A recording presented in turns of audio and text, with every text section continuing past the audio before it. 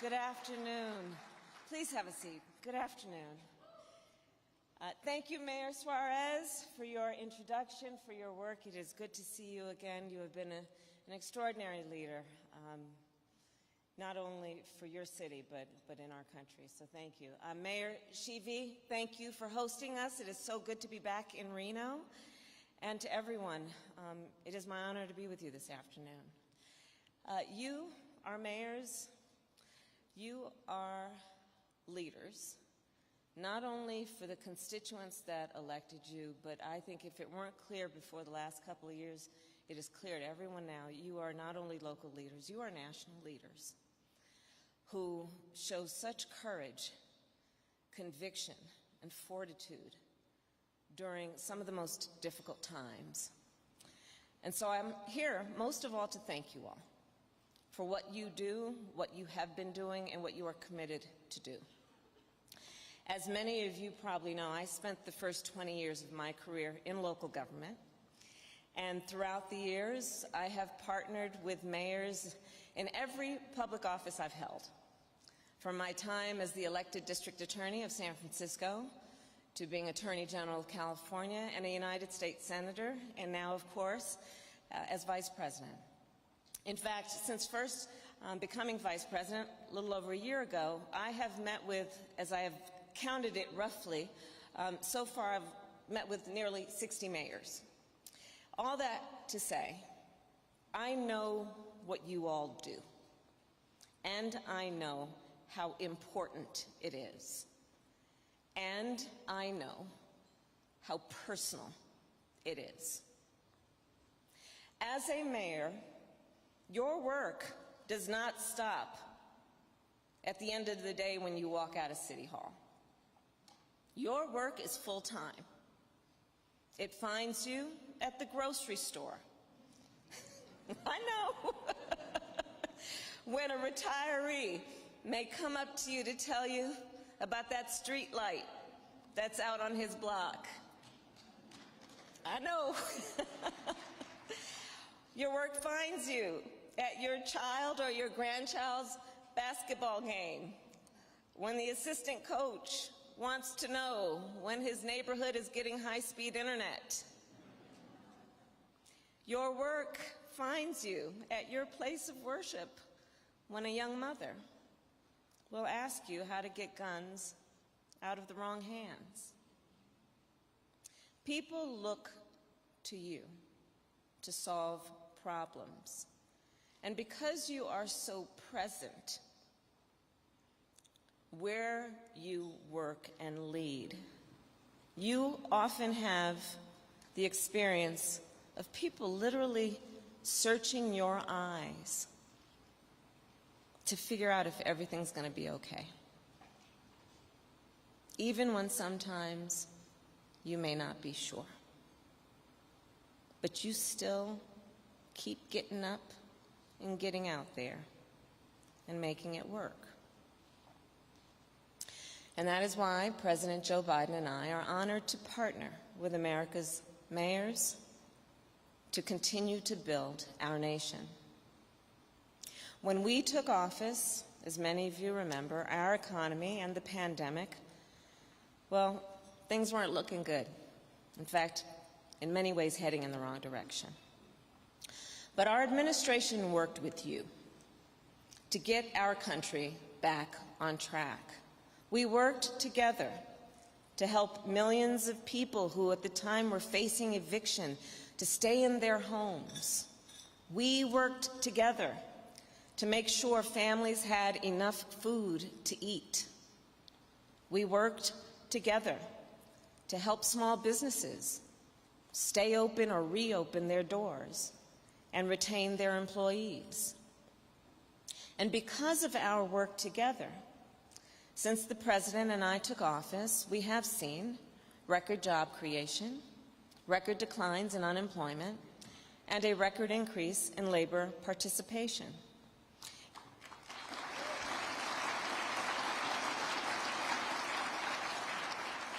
Just yesterday, in fact, we learned that the long-term health of our Medicare and Social Security programs is stronger than it was a year ago.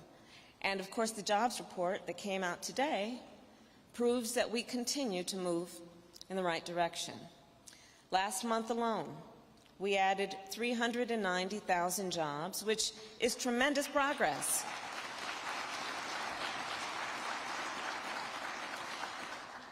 And happening as we see a shift from recovery to sustainable economic growth.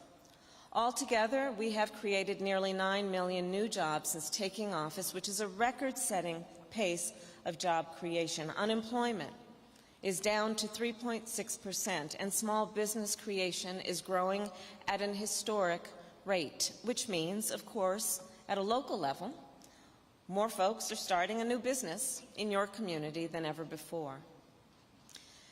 The backstory on this is that within our first month in office, many of you will remember the President and I asked you all to meet with us. And to meet with us in the White House, it was virtual, but it was a meeting in the White House. You were there. And we asked you, there was a reason for that meeting, and those meetings, because there were many. We asked you what you needed. Because, you see, as many of you know, the President and I, as I said, I did, and he also started at local government. So we know you all you've got your finger on the pulse. You're right there on the ground. So we knew you, our mayors, were some of the folks that could be most informative and helpful to us to ensure that we would do the right thing. And through those meetings, you told us exactly what it would take to help your communities get through the pandemic. The result of that, and that work together, that partnership, was the American Rescue Plan.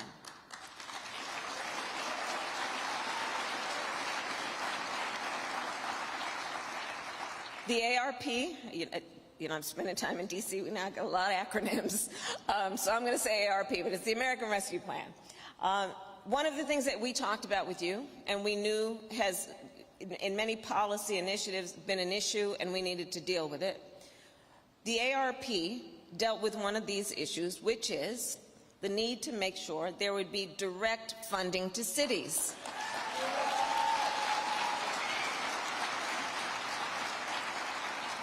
So we did that.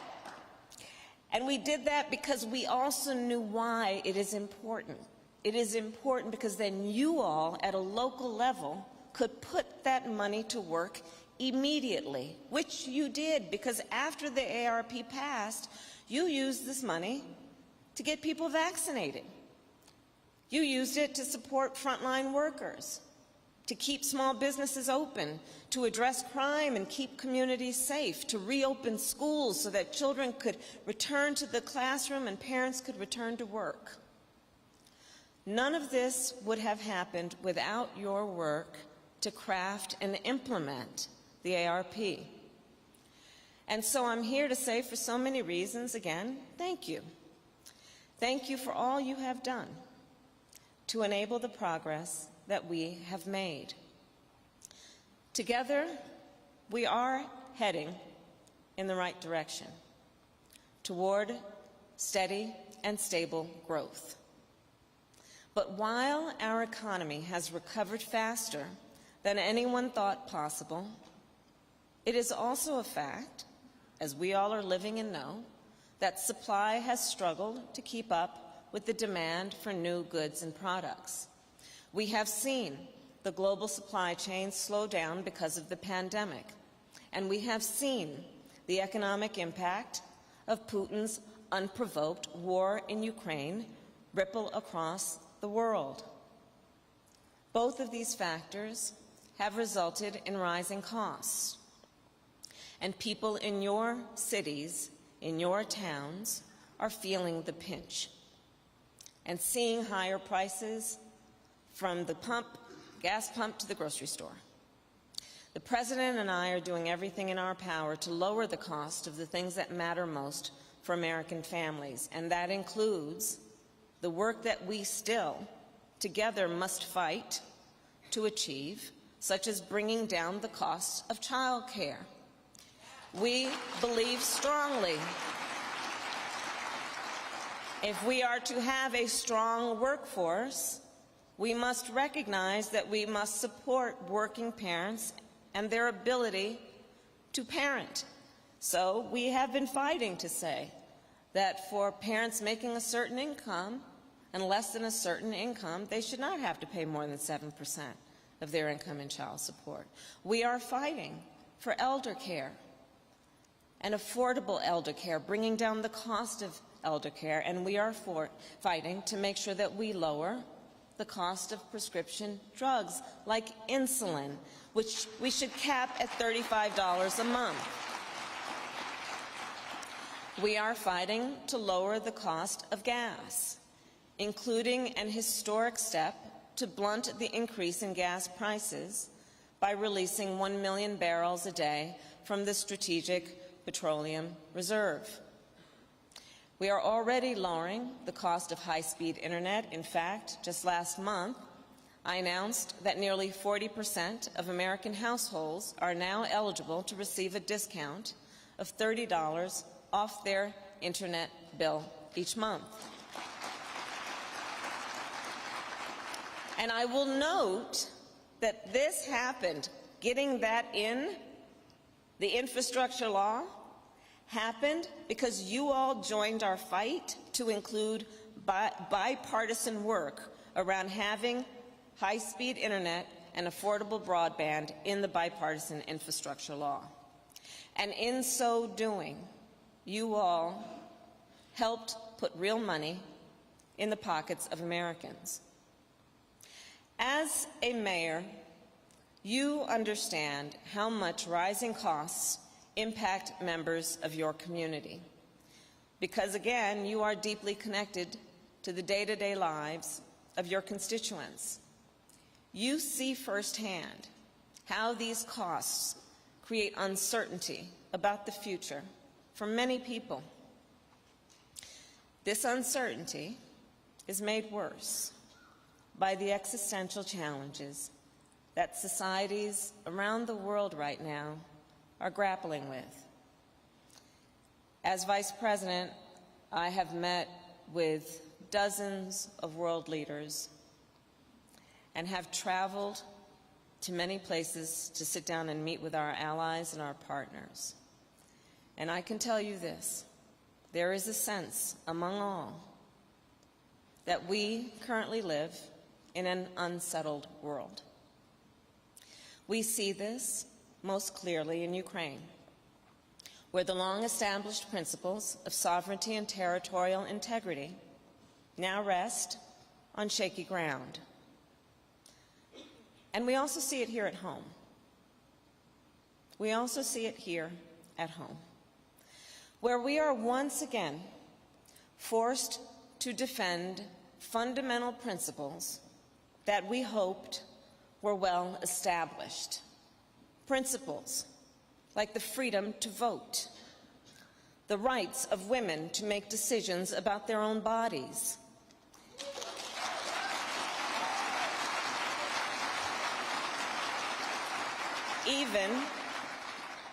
even questioning what constitutes the truth. The American people are grappling with these issues at a time when they also face immediate concerns about safety and security, and about attacks on their communities that keep happening again and again. Mayors, you step up when horrific acts of violence shake us to our core. And you see firsthand how the hate that fuels these acts is manifesting itself in our communities. There's a through line from what happened at Tops Market in Buffalo to what happened at those spas and parlors across Atlanta, at Pulse nightclub in Orlando, at the Tree of Life Synagogue in Pittsburgh, Our country is facing what might be considered an epidemic of hate, where people are being targeted just because of who they are, because of their race, because of their ethnicity, their gender, their religion, their sexual orientation. This, then, is a moment that requires all of us as leaders, as citizens of a society, a civil society, to stand up and say, enough is enough.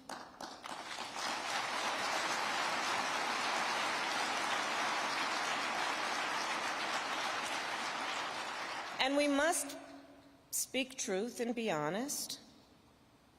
As mayors, because your work does not allow you to be anything but practical. No, well, we must speak honestly about what is happening and agree that the hate we see is not new.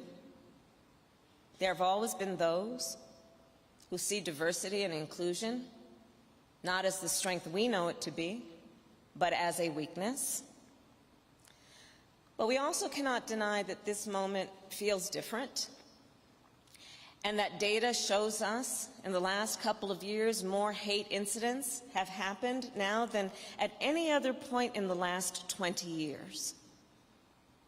Our interconnected world has now meant that bad actors can find each other online. It has given space for hate to flourish and provided demagogues with a megaphone to inflame these tensions. Let us not allow those who are motivated by hate to separate us or to make us feel fear. Let us not allow that. Instead, as we all know, it is a time to renew our commitment to fight for unity, to remind our communities that we all have so much more in common than what separates us. That if we are to maximize our strength as a nation, we must find a way to commit to come together with a principle that includes believing that a harm against any one of us is a harm against all of us, and therefore that no one should be made to fight alone.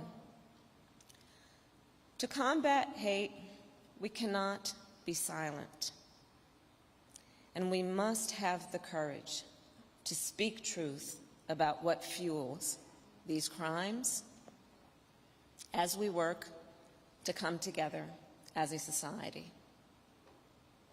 And so let us speak out. No 86-year-old should fear for her safety to go to the grocery store. No 9-year-old should be afraid to go to school. And no 18-year-old should be able to buy a weapon of war.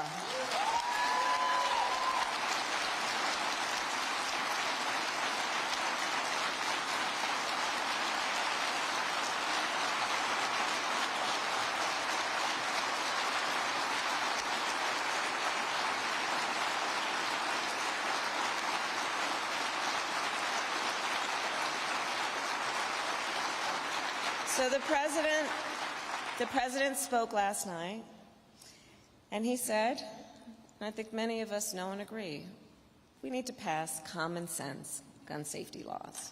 Common sense. We need to take action, and we know it is even more clear this day, just after the massacre of those 19 babies in Uvalde, after the killing just 2 days ago in Tulsa of 4 people, and after the countless lives lost to gun violence every day on streets across America. So it's clear that we must renew the assault weapons ban. We must expand background checks. We must repeal the liability shield that protects gun manufacturers, and we must pass red flag laws to prevent people from possessing firearms if they are a danger to themselves or others.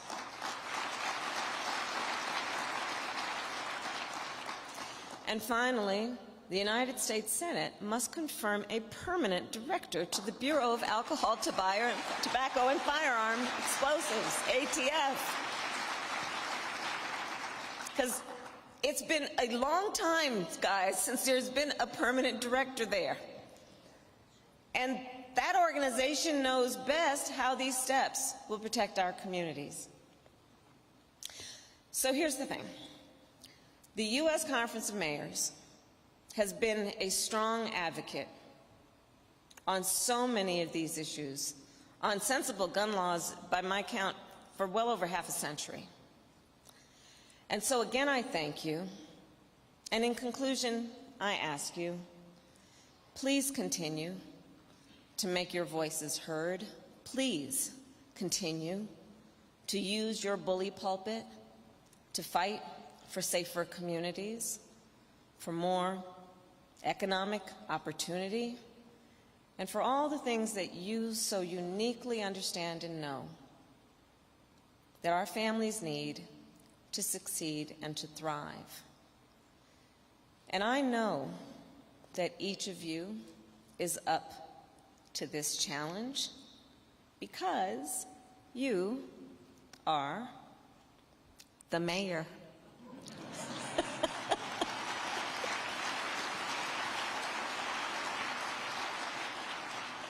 You deliver each and every day, and you always get the job done. God bless our mayors, and God bless America. Thank you.